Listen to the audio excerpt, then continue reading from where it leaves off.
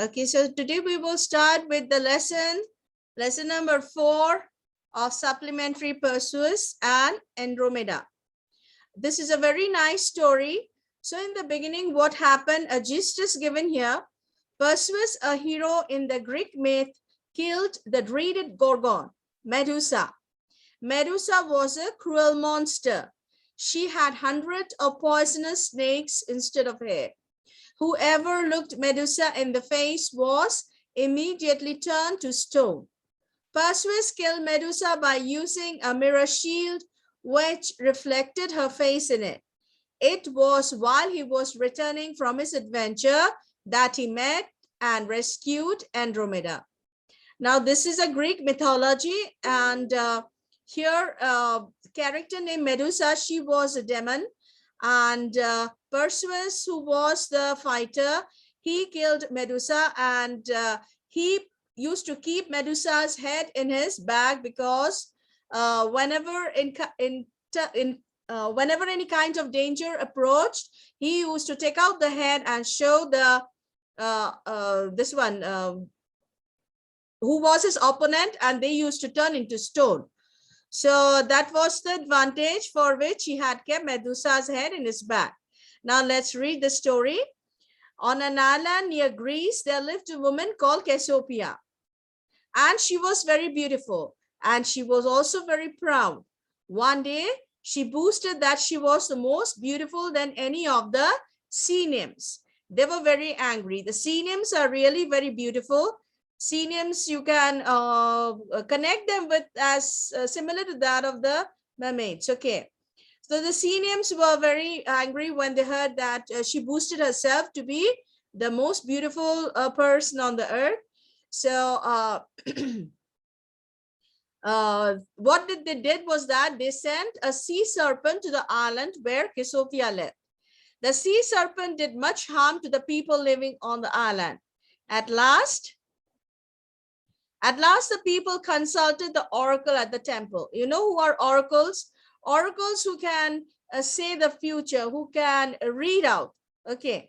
So the peoples, when they could not find any solution, they approached the oracle, and then she said that the sea nymphs are angry because Cassiopeia boasted about her beauty and said that she is better than that of the sea nymphs. And so now, because of that, they have started attacking the people. So this was an old custom among the ancient people to go to the temples to consult oracles in times of doubt and trouble and to know the future. They would offer something as a sacrifice to the god. In return, the oracle would utter words of warning or advice.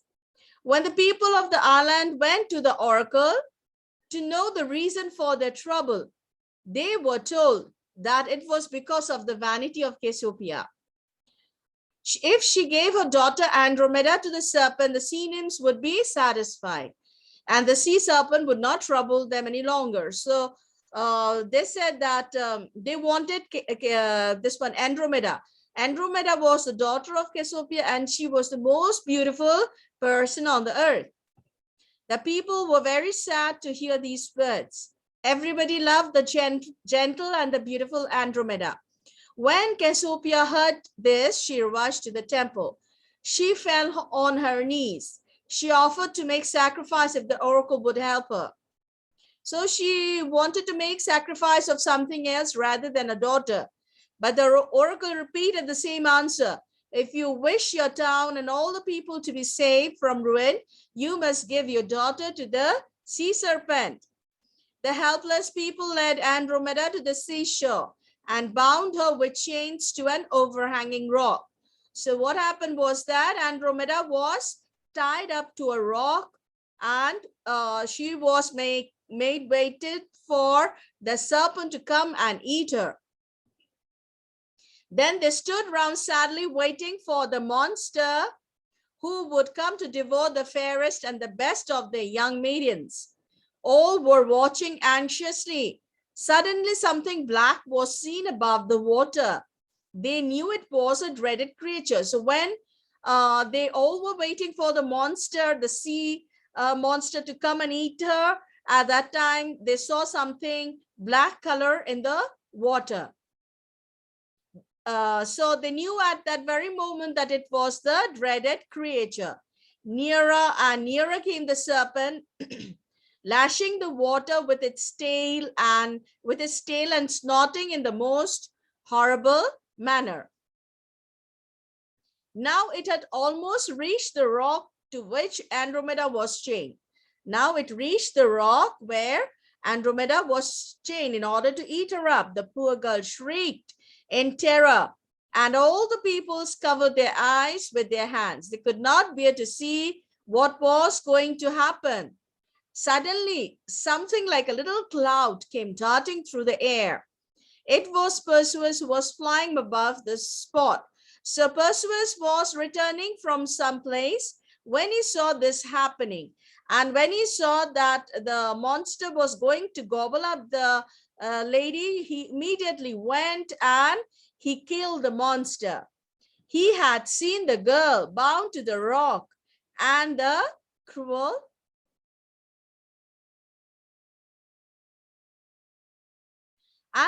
serpent raising itself to attack her. In a flash, he darted down and was engaged in a fierce battle with the monster. The people watched the long combat with eager eyes. At last, the sword pierced the heart of the serpent. The ugly creature floated lifeless on water. So Perseus, he killed the monster. The people watched, then Perseus unfastened Andromeda's chain and led her to her parents. All the people shared tears of joy. So the people of the village were very happy when they found that Andromeda was freed and the sea monster was killed. Perseus had fallen in love with Andromeda at the first sight. So he asked for her hand in marriage. Andromeda too had loved Perseus from the moment she saw him. Thus she gladly consented to be his wife. So when Perseus saw Andromeda, he fell in love. And so once he saved Andromeda, he asked her for marriage, and Andromeda also gave her consent. All the people of the island were invited to the feast of their wedding. But there was an old man feared by Andromeda's parents. Some time before, he had asked for the hand of their daughter. So there was a terrible person, and he had earlier asked the hand for their daughter, but they did not give their daughter in marriage to the weird person. The parents had been afraid of saying no, but the girl hated this old man. So she did not like this old man at all.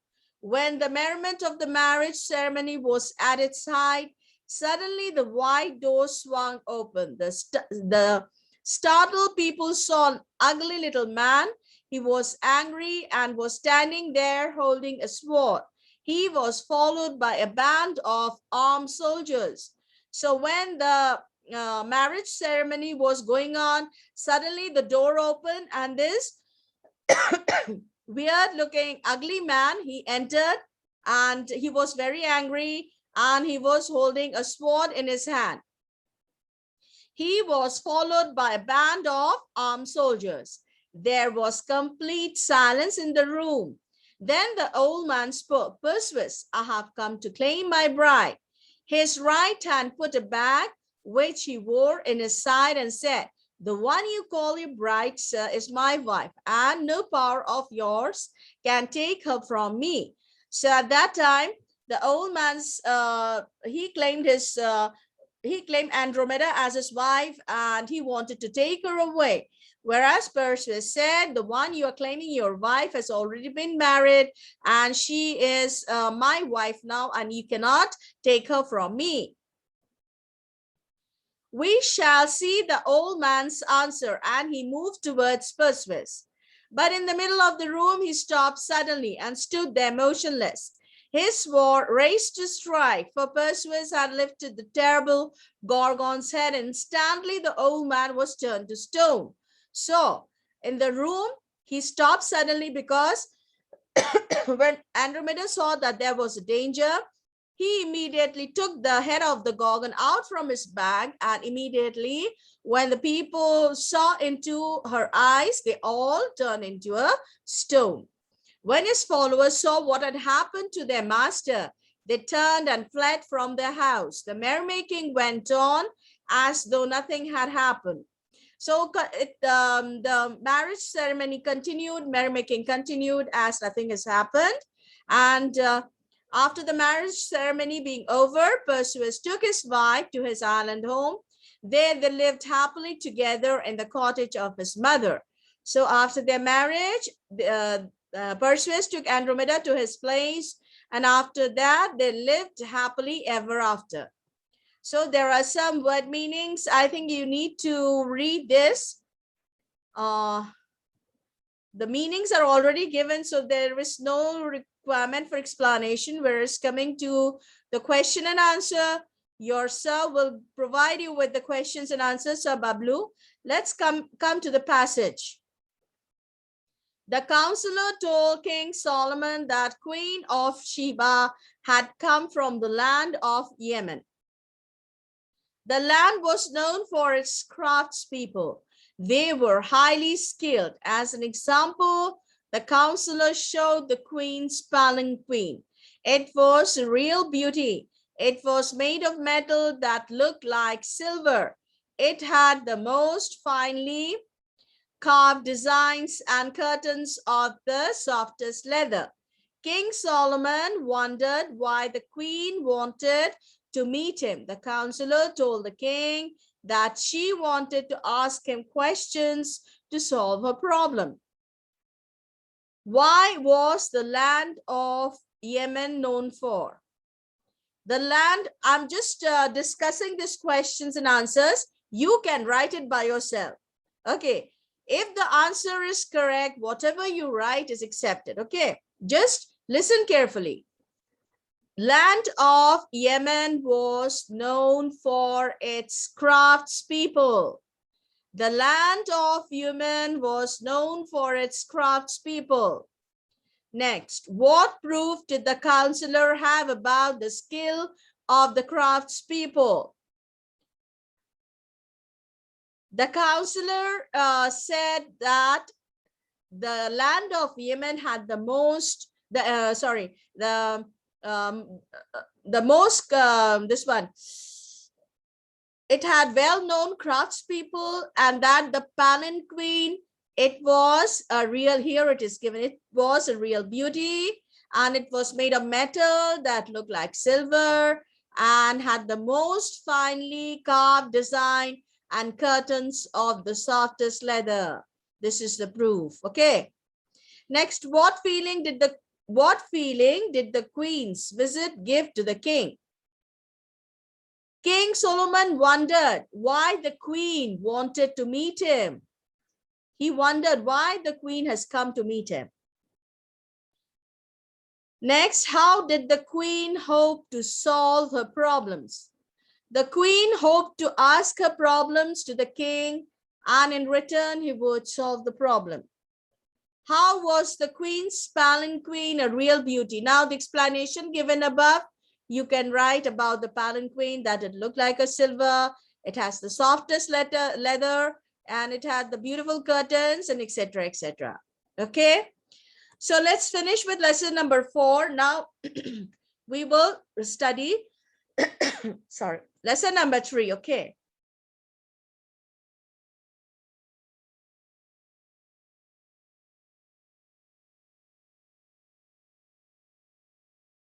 Lesson number 3 is very long. It is written by Ruskin Bond, and he spent his childhood in India, and it is a story that he had that had occurred when he was in his childhood in a forest which was just next to his grandfather's house. So let's read this story. The Banyan Tree.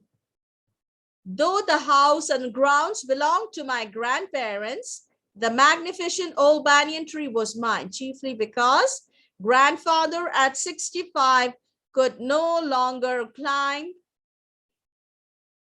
its spreading branches, which hung to the ground and took root again, forming a number of twisting passages, gave me an endless pleasure. Among them were squirrels and snails and butterflies.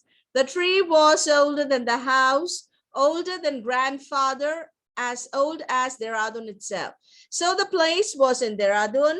The banyan tree was older than his grandfather, and in his childhood, his grandfather used to use it. And now since he is old, he could not climb it. So now Ruskin Bond, he himself took the banyan tree and made it there. He made a tree library, and he used to sit there and spend his time. Among them were on the tree, what were the animals that moved in and out?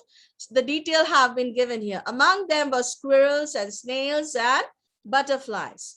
The tree was older than the house, older than grandfather, as old as Dehradun itself. I could hide myself in its branches behind thick leaves and spy on the world below. My first friend was a small gray squirrel. So his first friend was a squirrel, arching his back. You know what is arching? Turning, bending his back. That is called the arching. Okay. Arching his back and sniffing into the air, he seemed at first to resent my invasion of his privacy. So you know that when a cat sees stranger, they arch their back. You have seen, that is a way of defending themselves, to protect them against any kind of strangers. So it happened with the gray squirrel also. So he also, in order to protect himself, since he did not know Ruskin Bond, he arched his back, and because he came into the place where he used to move round about in the trees. But when he found that I did not arm myself with catapult or air gun, he became friendly. And when I started bringing him pieces of cake and biscuit, he grew quite bold and was soon taking morsels from my hand. So catapult, you know, that a wooden kind of tool, which is from one end to another, some elastic rubber band is being added to it, and with a stone there.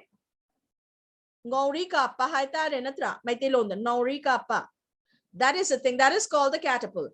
So when the little squirrel, it saw that the author did not have any kind of defending tools on his hand, he slowly became friendly of him and started taking morsels from his small biscuits and other things from his hand. Okay. Before long, he was delving into my pockets and helping himself to whatever he could find. So after some time, he became so friendly that he started putting his hand inside the author's pocket and taking out eatables. He was a very young squirrel, and his friends and relatives probably thought him foolish and headstrong for trusting a human. So as he became friendly with the humans, other relatives thought that he was one of the most foolish person to become friendly, because after some time the human would take any kind of action against him. So in the spring, when the banyan tree was full of small red figs, birds of all kinds would flock onto its branches. Red-bottom bulbul, cheerful and greedy, gossipy, rosy pastures, parrots, myna, crows squabbling with one another. During the fig season, the banyan tree was the noisiest place in the garden. So in the spring, when the leaves were full, the noisiest birds came and they made their home there. Among them, some of the names have been mentioned to be made of bulbul, then pastures, parrots, mynas, crows, etc. Halfway up the tree, I had built a crude platform where I would spend the afternoon when it was not too hot. I would read there, propping myself up against the bole of the tree with a cushion from the living room. Treasure Island, Huckleberry Finn, and the story of Dr. Dolittle were some of the books that made my banyan tree library. So what he did was that since the banyan tree was very big and there was enough space, so he made a small library. He brought cushion from his living room and he kept for him to read the books like Treasure Island, Huckleberry Finn, and Story of Dr. Dolittle. So when I did not feel like reading, I would look down through the leaves at the world below.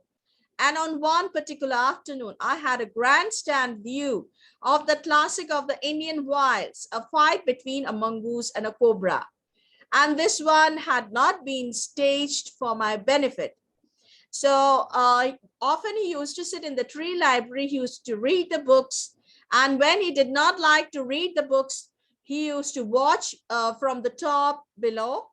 And one day he had witnessed a fight between a mongoose and a cobra. I don't know in Maithilon what it is called, mongoose, but cobra, all of you know it's a snake, okay?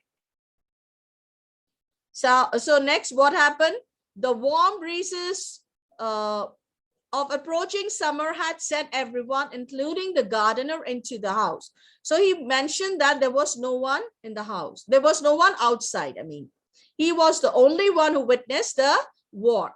I was feeling drowsy myself, wondering if I should go to the pond and have a swim with Ramu and the buffaloes, when I saw a huge black cobra gliding out of a clump of cactus. At the same time, a mongoose emerged from the bushes and went straight for the cobra. So he was feeling initially drowsy and he wanted to take a bath. But then he, on the second thought, when he saw a big cobra coming out from the cactus, from in between the cactus plant. And immediately when it came, there was a mongoose which came behind it.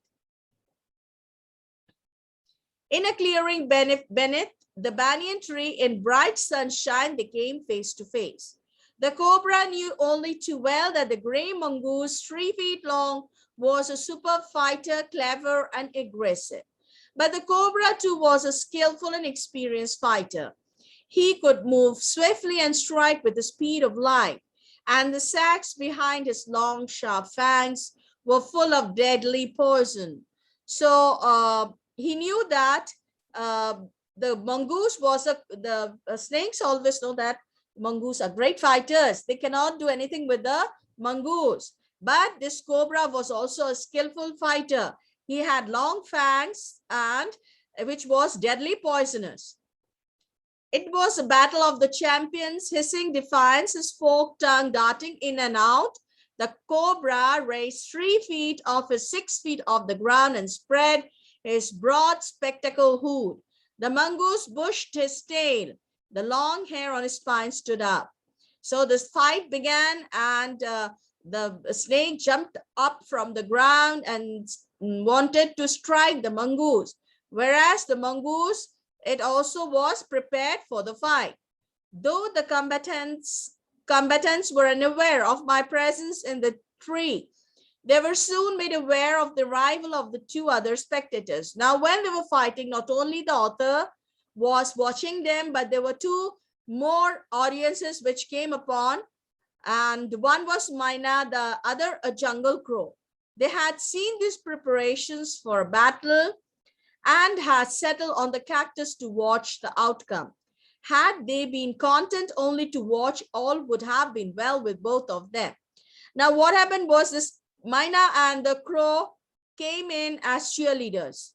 Now, they were, if they had sat quietly and they had watched the occurrences, nothing would have happened. But as they wanted to become a cheerleaders and cheer, so there was some dangerous outcome which happened with them. The cobra stood on the defensive, swaying slowly from side to side, trying to mesmerize the mongoose into making a false move. But the mongoose knew the power of his opponent's glassy, unwinking eyes and refused to meet them. Instead, he fixed his gaze at a point just below the cobra's hood and opened the attack. Now, how the cobra was trying to confuse the mongoose. He was trying to make his move in such a way so that the mongoose, if the cobra moves to the left, The mongoose would think that he would move to the right, and at that point of time, the cobra can strike. But that was not what cobra did. So he had a very hypnotic eyes, which if met with the mongoose, then he would win the war. So mongoose was clever. He did not meet the eyes of the snake and continued with the fight, moving forward quickly until he was just within the cobra's reach. The mongoose made a pretended move to one side. Immediately, the cobra struck. His great hood came down so swiftly that I thought nothing could save the mongoose. But the little fellow jumped neatly to one side and darted in as swiftly as the cobra, biting the snake on the back and darting away again out of reach. So, the mongoose, it was very clever. It made a pretended move, and when it made a move, the cobra struck, but it did not go on with the, it did not hit the mongoose, and the mongoose immediately, it bit the snake and on the back and darting away again out of reach, and again went back.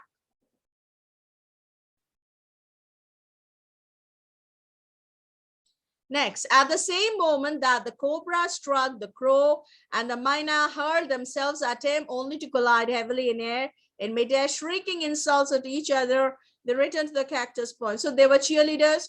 So once again, one of them have won the this fight. So they were cheerleaders. They just collided at each other and returned to their own trees. A few drops. At the same moment, the cobra struck the crow and the myna. Okay, it struck the crow because it could not get hold of the myna. So myna flew away and it went into the tree and washed, whereas it hit the crow, it bit the crow, and few bloods, it fell on the ground. A few drops of blood glistened on the cobra's back. The cobra struck again and missed. Again, the mongoose sprang aside, jumped in and bit. Again, the birds dived at the snake, bumped into each other and stirred away, and returned shrieking to the safety of the cactus. To collide, shrieking results. Okay. Okay, so no. So what happened initially was that they were cheerleaders. They collided at each other. They went back to their tree, the myna and the crow. And as the mongoose have bitten the snake at the back, a few drops of blood was seen at the back. And again, the cobra struck again and missed. And then the mongoose sprang aside, jumped in and bit. Again, the mongoose bit. Again, the birds dived. The snake bumped into each other instead and returned shrieking to the safety of the cactus. The third round followed the same course as the first, out with one dramatic difference. The crow and the myna, still determined to take part in the proceedings, dived at the cobra, but this time they missed each other as well as their mark. The myna flew on and reached its perch, but the crow tried to pull up in the midair and turn back. In the second that it took the bird to do this, the cobra whipped his head back and struck with great force, his snout thudding into the crow's body. So at this time, the cobra, it got hold of the crow and it bit it. Okay. And I saw the bird flung nearly 20 feet across the garden. It fluttered about for a while, then lay still. The myna remained on the cactus plant when the snake and the mongoose returned to the fight, where he wisely decided not to interfere again. So this incident taught a lesson to the myna. It thought of not at all interfering in the game, and it returned to its own place and quietly started watching, and the fight with the mongoose and the snake resumed. The cobra was weakening, and the mongoose fearlessly walked up to it, raised himself on his short legs, and with a lightning snap had the big snake by the snout. The cobra withered and lashed about in a frightening manner and even coiled itself about the mongoose, but to no avail. The little fellow hung grimly on until the snake ceased to struggle. He then smelled along its quivering length, gripped it around the hood, and dragged it to the bushes. So because the mongoose bit the the snake a number of times, it started weakening, and in the end, the little mongoose, it took hold of the snake and took him inside the bushes. The myna dropped cautiously to the ground, hopped about, peered into the bushes from a safe distance, and then, with a shrill cry of congratulations, flew away. So the myna was the only one who in the end was watching, and it made a cry of congratulations and flew away. The banyan tree was also the setting for what we were to call the strange case of the gray squirrel and the white rat. Now this gray squirrel and white rat, this is another story. So the banyan tree was big. Many animals used to come, many birds used to come. And that gray squirrel, which was very friendly with the author, also had got a white rat, which used to stay in the house of the author. The white rat was grandfather's. He had bought it for 1/4 of a rupee, but I would often take it with me into the banyan tree, where it soon struck up a friendship with one of the squirrels. They would go off together on a little excursion among the roots and the branches of the old tree. So these two little fellows would often go for a walk on the banyan tree. Then the squirrels start building a nest. At first, she tried building it in my pockets. And when I went indoors and took off my clothes, I would find straw and grass filling out. So initially, the squirrel thought that the pocket of the author would be the safest place to build the nest. And so initially it started building the nest, and he used to throw off all the straws and grasses that he would get in the pocket. So after that, one day grandmother's knitting was missing. You know the knitting, that one, that needle and the yarns. We hunted it for it everywhere, but without success. So they searched and searched for the knitting and the yarn. The next day I saw something glittering in a hole in the banyan tree. Glinting in the hole in the banyan tree. Going up to investigate, I saw that it was the end of grandmother's steel knitting needle. Now this little needle, it was placed in a crisscross manner on the hole, and it was a sign for the strangers not to go inside the hole. On looking further, I discovered that the hole was crammed with knitting. Amongst the wool, there were 3 babies. So all the yarns were also there. The yarns were also there. And within the wool, there were 3 baby squirrels. And all of them were white. Because the rat was white, so the baby squirrels were all white. We gazed at the white squirrels in wonder and fascination. Grandfather was puzzled at first, but when I told him about the white rat's visit to the tree, his brow cleared. He said the white rat must be the father. So this was the story of the banyan tree, a very interesting story written by Ruskin Bond. And the word meanings, you can read it. It will come during the exam. The question and answer would be given to you by Sir Bablu. Let's read the passage here. We know a hippopotamus. This is a strange name and is a descriptive one. In Greek, hippo means horse and potamus means river. So the hippopotamus is a river horse. Rhinoceros came from 2 Greek words, rhenos, the nose, keras, a horn. That's just this creature has, a horn on the nose. Thus, leopard is from Latin word leopardas, which means a spotted lion. Some names of the animals that we use are based on names used in other places. Camel comes from the Arabic jamel, and camel, and giraffe from the Arabic zirafa, meaning long leg, long neck. Okay. So what is the meaning of hippopotamus? It is written here. Hippopotamus means river horse. Next, Which animal has a horn on the nose? Rhinoceros has a horn on the nose. What does the Latin word leopardus mean? The Latin word leopardus means spotted lion. Next, how has the name of camel and giraffe developed? The name camel comes from the Arabic gamel and giraffe from the Arabic zirafo, meaning long neck. I believe all of you have understood this.